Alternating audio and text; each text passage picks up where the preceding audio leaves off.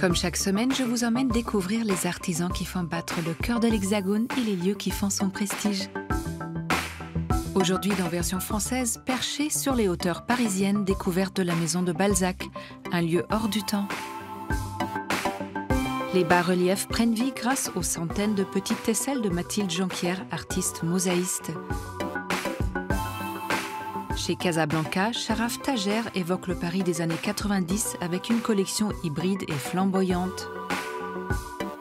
Les vitraux de l'atelier du chemin habillent la lumière et dessinent des silhouettes des plus traditionnelles aux plus modernes.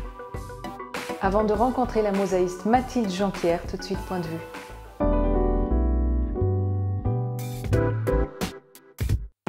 Composés de marbre blanc de Carrare et noir des Pyrénées, les 260 colonnes de Buren sont une œuvre incontournable du paysage parisien.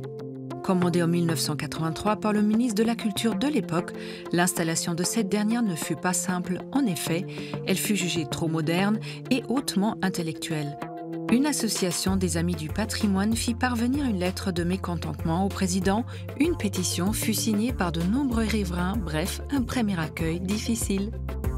C'est l'artiste le plus prolifique du 19e siècle. Dessinateur, graveur, peintre et sculpteur, Gustave Doré maîtrise de nombreuses pratiques.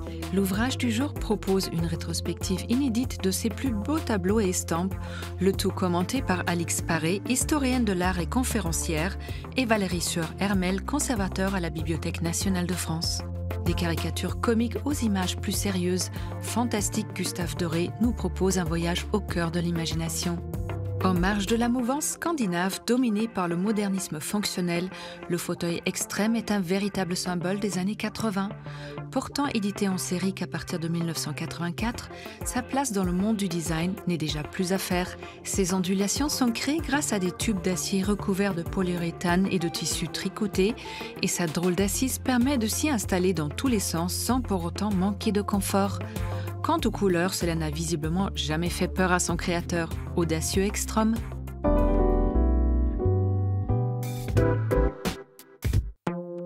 La demeure de l'auteur de la Comédie humaine s'ouvre à nous aujourd'hui. C'est tous au musée Balzac.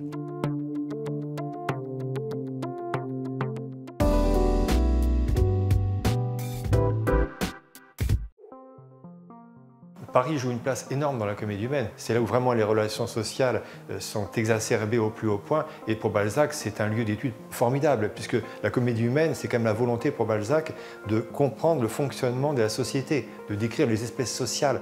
Bien que tourangeau d'origine, Paris est une ville très chère à Honoré de Balzac. Cette maison nichée au cœur de l'ancien village de Passy est la dernière demeure parisienne de l'auteur qui subsiste encore. Balzac a occupé un appartement dans une maison qui était découpée en appartements. Il y a habité pendant 7 années, ce qui n'est peut-être pas grand-chose dans une existence, mais qui correspond à plus d'un tiers de sa période d'activité. Et c'est d'autre part ici où il a vraiment mis au point le concept de comédie humaine, c'est-à-dire qu'il a réécrit la quasi-totalité de ses romans et il a continué à écrire d'autres romans en vue de ce projet, et notamment les mieux écrits qui sont La cousine bête, Le cousin Ponce, La rabouilleuse ou Les paysans. En ces lieux, Balzac a gratté du papier, raturé des feuilles entières, souvent la nuit jusqu'au petit matin, ce qu'il aurait bien eu du mal à faire sans son objet fétiche. Cette cafetière, c'est plutôt en fait une petite veilleuse, puisque la partie basse servait à mettre une bougie afin de conserver le café au chaud. C'est vraiment ce qui a permis à Balzac de travailler. Il va écrire un texte extraordinaire qui s'appelle Le traité des excitants modernes. Et pour le café, il va vous expliquer que justement, vous prenez une cafetière, vous avez plein d'idées, c'est formidable. Et puis après, il faut augmenter les doses. Et à un moment, ça ne suffit plus quand vous augmentez les doses. Et puis de procédé en procédé, on arrive à l'ultime procédé. Mais celui que Balzac ne recommande qu'aux gens taillés en Hercule, avec la peau brune, avec des mollets comme des balustres, explique-t-il, qui consiste à prendre du café, à le broyer grossièrement, à l'humidifier à peine avec de l'eau froide et avaler ça à jeun. Et là, c'est l'esprit tout entier de Balzac qui se met en ébullition pour écrire. Et entre romans et essais, il écrit également des lettres pour se vanter de l'une de ses dernières acquisitions. Cette cheminée, on la connaît parce que Balzac en parle. Balzac en parle. Il écrit à Madame Anscar en lui disant « Voilà, j'ai acheté une cheminée magnifique, tu vas voir, tu auras une salle à manger, mais même les Rothschild, même Monsieur de Custine n'auront pas l'appareil. » Et Balzac est donc convaincu d'avoir acheté une merveille du siècle de Louis XIII. Et en fait, cette cheminée, quand on l'examine bien, on se rend compte qu'elle est vraiment très très étrange. Parce que vous avez au centre un motif qui est un motif du XVIIIe siècle. Vous avez ici un angelot qui, lui, a l'air beaucoup plus ancien. Et puis des parties qui n'ont rien à voir. En réalité, Balzac achetait un faux. Et alors, ce qui est formidable, c'est qu'au même moment, Balzac écrit Le Cousin Pons, qui est le roman d'un collectionneur. Et le Cousin Pons va, pour rien, acheter des choses merveilleuses grâce à son œil, à la qualité de son regard, etc. On voit finalement que Balzac va donner à ses héros les qualités qu'il aimerait avoir. Et cette cheminée est là pour montrer que ces qualités, malheureusement pour lui, Balzac ne les a pas. Fort heureusement des qualités, Balzac en a plein d'autres. C'est pour cela que la Société des gens de lettres commande à Rodin une statue à l'effigie de l'écrivain 40 ans après sa mort, ce que Rodin accepte d'abord avec enthousiasme. Rodin avait toujours besoin de travailler à partir de modèles. Et comme il était convaincu que le lieu de naissance influe sur le physique, il est allé en Touraine et là, il va rencontrer des personnes âgées qui vont lui dire « Mais écoutez, monsieur Rodin, nous avons connu Balzac, nous, quand nous étions plus jeunes, et on peut vous dire qu'il y a un conducteur de fiacre qui lui ressemble comme 2 gouttes d'eau. » Rodin se précipite sur le conducteur de fiacre, parvient à le convaincre de le suivre jusqu'à Meudon où Rodin avait son atelier, et là, il va travailler pour arriver à avoir une représentation réaliste de Balzac. Et c'est compliqué, il n'y arrive pas. Et au bout de 2 ans, les difficultés s'en mêlent, le conducteur de fiacre, épuisé par les pauses, disparaît, Camille Claudel part, quitte Rodin, Rodin est désespéré, pendant 1 an il s'arrête, la Société des gens de lettres est furieuse, ça fait déjà 2 ans qu'ils ont passé la commande et ils ne voient rien venir. Et au bout de 7 années de travail, 120 modèles, il va enfin arriver à ce Balzac monumental. Et l'écrivain continue d'inspirer les artistes contemporains, comme le cinéaste Jacques Rivette avec La Belle Noiseuse. Dans le chef-d'œuvre inconnu, Balzac met en scène un artiste qui essaie de créer une œuvre qui soit plus belle que la nature. Dans le film, Jacques Rivette va montrer un artiste essayant de présenter l'intimité d'une personne, son être profond. Et il va demander à un peintre de travailler le long du tournage. Pendant 9 mois, Bernard Dufour va travailler sous l'œil de la caméra et vous avez sous les yeux le chef-d'œuvre inconnu qu'on ne voit pas dans la nouvelle de Balzac, mais qu'on peut voir au musée. Le musée est un véritable hommage à la comédie humaine. Cet ensemble de 137 ouvrages, dont 47 restaient encore à faire, selon l'auteur, qui mourut avant de les avoir écrits.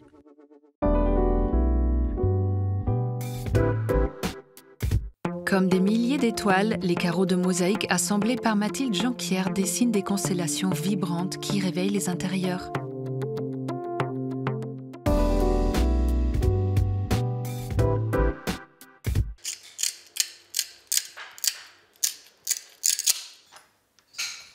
C'est une sorte de chorégraphie en fait, la mosaïque et ce qu'on dessine. C'est très organisé, mais c'est aussi tout en sensualité. Tout en mouvement, c'est la chorégraphie de la matière. Et j'espère que ça se ressent en fait dans les mosaïques que je crée.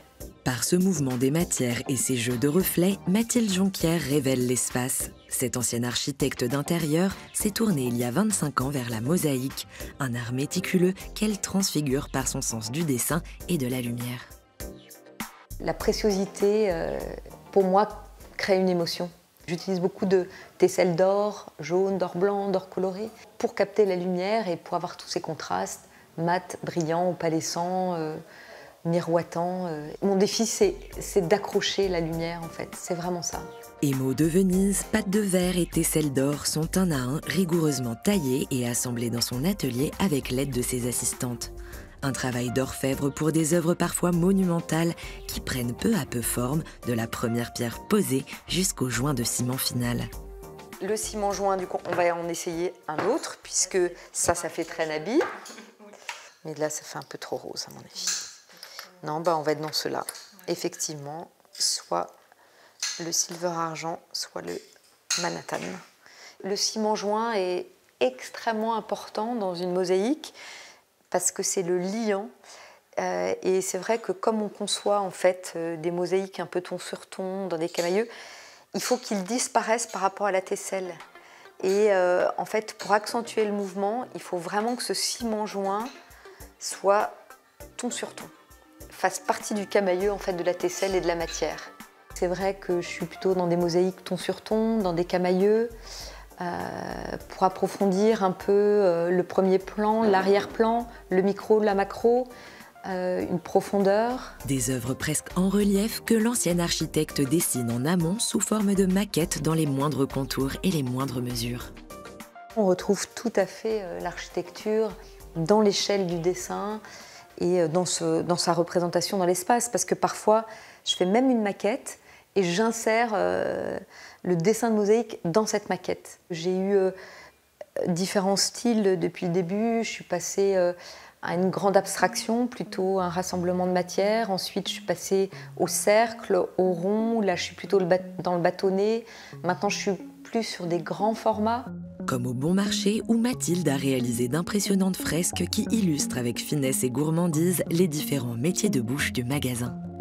Là, c'était vraiment tous les gâteaux en fait, de la grande épicerie vus du dessus. Que ce soit la tarte au citron, le Saint-Honoré, le Paris-Brest. Et vraiment de voir tous ces gâteaux vus du dessus dans des couleurs en fait, de la pâtisserie, dans des beiges, dans des couleurs de chocolat et dans les formes très, très organiques et puis aussi très rondes et très généreuses. Et tout le gâteau est construit dans des brillances, avec des tesselles d'or blanc, des miroirs et puis des pâtes de verre, des tesselles d'or cuivré, des smaltes. Gâteaux, poissons, truffes et fromages, ces 9 tableaux d'artisans composés avec poésie ont su séduire Aude et Perrine, les architectes en charge de cet ambitieux projet. Ça a été un merveilleux parcours, une merveilleuse rencontre aussi d'architectes et d'artisans. Un travail extrêmement quotidien et extrêmement rapproché, énormément de discussions, d'échanges pour qu'on soit pas trop dans l'illustration, pas trop dans l'abstraction, mais juste au bon niveau. Et moi, je suis friande du travail de Mathilde, de la sensibilité de la matière, de la matérialité de son travail, de la délicatesse. Enfin, c'est un monde qui s'est ouvert à nous et une vraie découverte. Un bel hommage à cet artiste de la lumière et de l'espace qui explore toujours plus son nouveau territoire de création.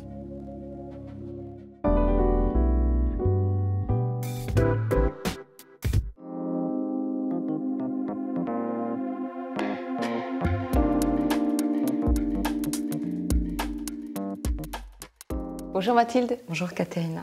Mathilde, après des années en architecture d'intérieur, vous ressentez de plus en plus le besoin de toucher la matière. Pourquoi ? Parce qu'en fait, j'ai fait toutes mes études en touchant la matière, en dessinant, en faisant des maquettes, en étant... et juste après ces études, il a fallu que je me forme en fait, à l'ordinateur, sur des logiciels. Et là, c'était plus possible. Ce contact à la matière est indispensable en fait pour moi. Et l'échelle, le volume, l'espace, la lumière, il faut que je la ressente. Ça aurait pu être n'importe quelle matière. Ça aurait pu être la céramique, ça aurait pu être la sculpture, ça aurait pu être beaucoup de choses. Et en fait, la mosaïque, ce qui m'intéressait, c'était surtout la lumière. Parce que dans mes différentes fresques en mosaïque, j'utilise beaucoup de matériaux, des mats, des brillants, des opalescents, des transparents, des miroitants. Et c'est ça, c'est cette lumière que j'essaye de choper, d'éclater, et qui est une émotion, en fait, supplémentaire que de la peinture, que de la céramique. Et on remarque qu'il y a pas mal d'or dans vos créations. Oui. C'est une couleur qui reflète la lumière. Oui, oui, qui la renvoie. Et puis, moi, mon premier choc artistique, ça a été vraiment Klimt, en fait. J'ai eu comme un choc, oui, total. Et puis l'or, c'est ce qui est un peu de précieux. Et j'ai essayé d'utiliser aussi cette aisselle d'or, par exemple, dans du béton, de jouer entre le pauvre, le précieux. C'est vraiment tester cette matière pour la rendre la plus lumineuse possible. J'imagine que malgré tout, vous puisez tous les jours dans votre ancien métier en projetant, par exemple, la mosaïque dans l'espace. Exactement, c'est exactement ça qui m'intéresse. Et je connais tout de suite l'échelle du dessin. Et d'ailleurs, ça se voit dans mes dessins qui peuvent être un 10e, un 20e, un 50e. Je fais un dessin et échelle réelle, c'est exactement le même. Même si c'est des petites couches d'aquarelle. J'essaye en plus que ces mosaïques révèlent l'espace tout autour. Qu'en fait, que l'espace me serve d'écrin par rapport à cette mosaïque. L'une des particularités de vos mosaïques, c'est qu'elles sont bien sûr en 2 dimensions puisqu'elles sont contre un support plat, mais on a l'impression, de par la différence, les contrastes des matières, le mat, le brillant, qu'elles sont en 3D. J'essaye de les rendre de plus en plus effectivement en volume, même si elles sont en 2D. Et un peu comme de l'art cinétique, donc il y a un premier plan, il y a un arrière-plan, et tout ça, ce sont des jeux de micro, de macro, c'est pour ça que je parle d'art cinétique. Et de plus en plus, cette matière qui est plutôt rigide, même comme le marbre que j'utilise pour des sols, eh ben, j'essaye de le casser. J'essaye d'avoir un flux, d'avoir une fluidité, d'avoir un mouvement. Et c'est vraiment ça qui m'intéresse, c'est vraiment casser cette matière. Et vous parliez de mouvement, ce que je trouve très intéressant, c'est qu'il y a toujours du vivant dans vos mosaïques, que ce soit par un mouvement du vent, ou une vague, ou une plante. Exactement, oui, parce que je suis très sensible effectivement à la nature. Et c'est vrai que ce flux m'intéresse beaucoup, que ce soit dans l'eau, que ce soit effectivement dans le vent, c'est-à-dire au niveau du feuillage. Et voilà, il faut qu'il y ait comme une risée. La transmission semble être très importante pour vous, mais également de garder la mainmise avec la matière, d'y être personnellement. Ah ouais, tout à fait. Parce que vous pourriez peut-être déléguer certaines choses, mais si j'ai certainement, mais... Oui, mais si j'ai quitté l'architecture d'intérieur, les ordinateurs, c'est pour pas refaire sous-traiter en fait. Il faut que je sois un petit peu logique dans mon process. Effectivement, je pourrais aussi augmenter mes équipes, ne faire que du commercial, mais vraiment l'atelier, j'y suis bien. Et quand on collabore, il y a plus d'échanges et il y a plus de richesse. Qu'est-ce que vous transmettez? La rigueur, la sensibilité, le dessin, la concentration aussi, une histoire d'engagement de la matière en fait, et puis la sincérité. C'est vrai que les mosaïstes qui passent dans mon atelier doivent tout donner et être sincères. Merci beaucoup Mathilde. Merci.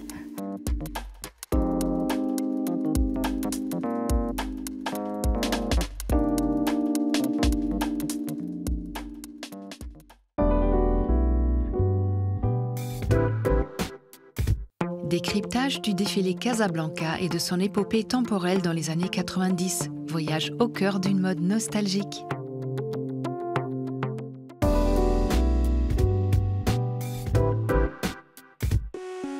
À quoi ressemble le Paris flamboyant? Celui qui vit en marge des images de cartes postales, derrière les portes bien gardées, des lieux où tous les excès sont permis, où le champagne coule à flot et où l'argent permet tous les caprices. Pour la collection Hiver 2022 de sa marque Casablanca, Sharaf Tajer nous emmène dans ce Paris des privilèges, des politiques et des escrocs en costume. Un clin d'œil romancé à l'esthétique clinquante des années Jacques Chirac, aux antipodes de l'élégance minimaliste qu'on attribue toujours à la capitale de la mode.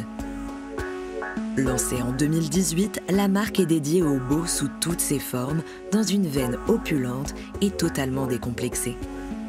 Elle mélange le sportswear et l'esprit haute couture, joue sur les signes extérieurs de richesse et sur un vestiaire fluide. Les codes genrés du vêtement disparaissent au profit de silhouettes abondantes qui flirtent avec le kitsch et qui défient les notions traditionnelles des garde-robes de l'homme et de la femme. Dans les années 2010, Sharaf Tajer a d'abord cofondé la marque de streetwear Pigalle, l'une des premières à tisser des ponts entre cet univers et celui du vêtement haut de gamme. Elle a gagné l'affection d'un jeune public qui n'avait rien à voir avec le luxe et à qui la mode s'intéressait enfin. Avec Casablanca, il continue de croire à ce mélange des références et des cultures. Un style exubérant qui rend possible tous les fantasmes, peu importe d'où l'on vient. Alors, il célèbre la démesure sous toutes ses formes en accumulant les plumes et les broderies, les monogrammes et les bijoux clinquants, une mode statutaire qui sert à asseoir son pouvoir. Elle s'affiche dans le décor maximaliste d'un restaurant étoilé ou dans la cabine du Concorde, ce fantasme du nouveau millénaire où les plus riches pouvaient traverser l'Atlantique en un clin d'œil. Le créateur s'amuse à revisiter les uniformes du personnel aérien en version pop et ultra luxe, mise en scène dans des décors dignes d'un film de Tarantino. L'aéroport devient alors le lieu de tous les complots où le sort des puissants se joue sur fond d'espionnage et de complicité secrète.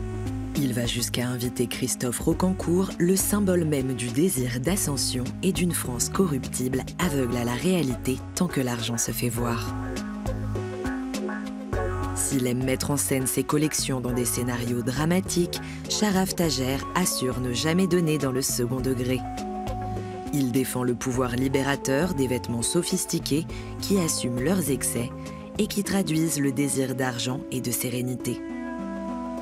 Une mode qui cultive le souci du détail, les imprimés précieux et la richesse des finitions, et qui rappelle qu'au-delà d'une affaire de privilège, le luxe est avant tout une question d'état d'esprit.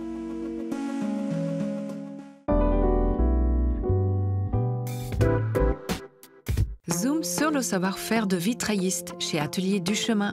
Ici, histoire, géométrie et gestes délicats se côtoient pour révéler le plus beau de la lumière.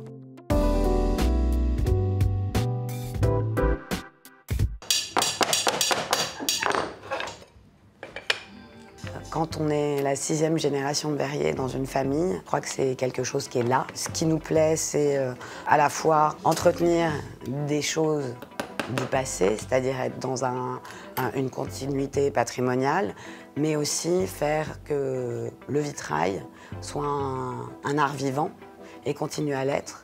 Installée dans le 14e arrondissement de Paris, Marie a repris l'entreprise familiale des Ateliers Duchemin avec sa sœur. Elle se consacre à l'art du vitrail. Ces panneaux constitués de morceaux de verre sont traversés à la fois par la lumière, mais aussi par des siècles d'histoire. Au début, il n'est pas décoratif, il est plutôt religieux et c'est pour raconter le catéchisme finalement aux gens qui ne savent ni lire ni écrire. Ensuite, il va rentrer dans les bâtiments civils où il va être là cette fois-ci un élément décoratif et qui va permettre de filtrer. C'est le filtre de l'extérieur vers l'intérieur. Si le vitrail est toujours au goût du jour, grâce à des créations contemporaines, les techniques, elles, demeurent inchangées depuis le Moyen-Âge.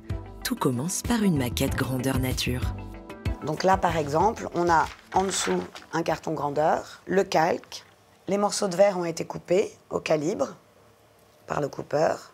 Et comme sur ce panneau, qui est une création d'un artiste contemporain qui s'appelle Maxime Rossi, je vais devoir faire une passe de peinture dans le fond de ce vitrail, sur tous ces petits morceaux de verre. Il va falloir qu'on les rassemble et donc qu'on les remette à leur place d'origine. Donc tous ces petits morceaux sont numérotés et je vais venir tous les rassembler au fur et à mesure avant de passer en peinture. Du découpage du verre au montage et au masticage pour l'étanchéité, les étapes de création sont nombreuses. Et chacun des 10 compagnons de l'atelier sont capables de les réaliser du début à la fin. En revanche, dans l'atelier, chacun a eu son niveau de pertinence dans un geste où il y a des gens qui sont plus doués à la coupe, d'autres plus doués au montage, d'autres plus doués à la pose. Donc chacun a un peu sa qualité spécifique et du coup, on est vraiment une sorte de chaîne de travail. À l'exception près de Déborah. Elle est spécialisée dans la peinture sur verre. De la copie d'anciens motifs aux illustrations abstraites, Déborah ne lâche jamais ses pinceaux. Déjà, le verre ne veut pas vraiment prendre la peinture, comme c'est lisse. C'est non absorbant. Il faut trouver des techniques où on peut justement travailler avec l'aise et faire les effets qu'on cherche. Donc j'ai plusieurs façons de faire. Je peux faire avec un morceau de bois qui est dur. Après ça, je les brosse, qui fait beaucoup plus doux. Donc en fait, je crée le volume avec ça. Et au-delà des créations contemporaines, l'atelier restaure aussi de nombreuses œuvres qui demandent des attentions toutes particulières. Ce sont des œuvres très anciennes et qui sont par exemple classées monuments historiques. Là, il y a tout un protocole à mettre en place, une vigilance particulière à avoir sur le traitement des grisailles anciennes, des plombs anciens, des mastiques, donc c'est un protocole spécifique. Après, on a l'entretien courant des vitraux anciens, pas forcément classés, mais parfois de bonne qualité aussi, qui peuvent être des toutes petites choses. Le repiquage d'une pièce cassée, c'est-à-dire que dans un vitrail où tous les morceaux de verre sont sertis avec du plomb, on peut avoir juste un petit morceau de verre cassé, mais le vitrail en lui-même, il n'est pas endommagé. Donc on va venir ouvrir les ailes de plomb, sortir la pièce cassée, et remettre une nouvelle pièce et refermer les ailes de plomb. Un travail méticuleux et précis qui requiert un grand savoir-faire. La compétence d'un maître verrier, c'est savoir se servir de ses mains avec pertinence et travailler son geste. C'est un métier d'art, c'est une qualification de très haut niveau et il faut une bonne dizaine d'années pour avoir un geste sûr. Couper, peindre, monter, poser, autant de gestes précis qui font vibrer la lumière à travers les vitraux.